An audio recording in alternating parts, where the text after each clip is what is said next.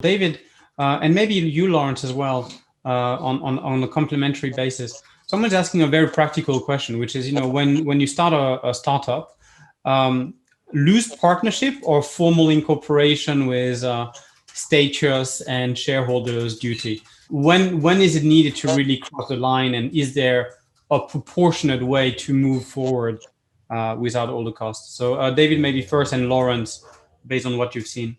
Yeah, so I would say when you feel like you're serious about it, then you should incorporate.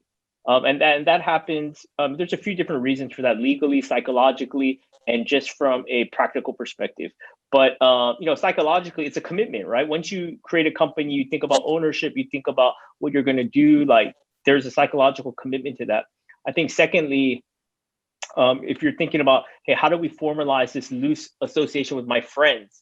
That forces you to have certain discussions about it. But I think third, from a very practical perspective, it's super easy to incorporate in Hong Kong, right?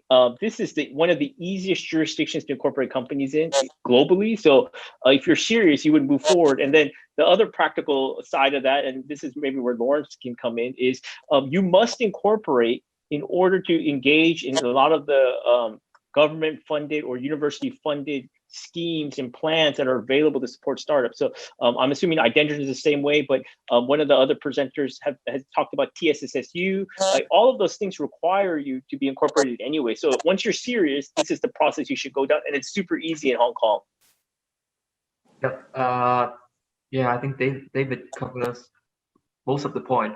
I think first one is recommitment especially with your partners, because when you incorporate, you need to have a shareholders agreement, and then you really talk with your partners at how much time do you want to commit in this, and are you still doing it in a part-time basis or full-time basis? And this kind of discussion is really important at the beginning of your project. Otherwise, the whole team will break easily by that time, and basically you waste most of your time if you don't take it seriously. And the second part is about funding and also the income stream. When you have a product and you start to have revenue, you won't put the money into your own bank account, right? You have to put it into your company bank account, and all of this you have to get incorporated. And even for the government fund, which focusing on the prototypes, you still need a company bank account to receive that sort of early stage funding. So I think it's sort of the earliest milestone if you want to convince someone to bet on you or join your team or hire staff.